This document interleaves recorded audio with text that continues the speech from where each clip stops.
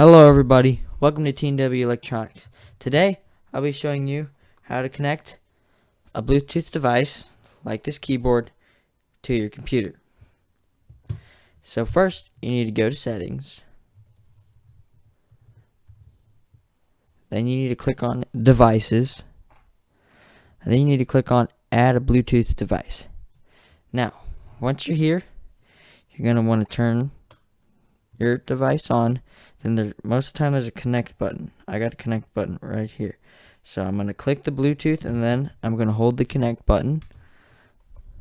So I'm holding it, and then my Bluetooth keyboard.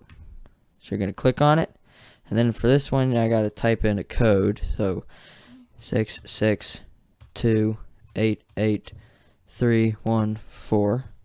Then you click enter, and it's connected. And now Windows will say you're setting up the device, and under this part, mouse, keyboard, and pen, it'll say Bluetooth keyboard connected, and to test it out, and it just said it's all set up. And to test it out, we're gonna go to Microsoft Edge, and we're gonna type, like, let's just YouTube, and then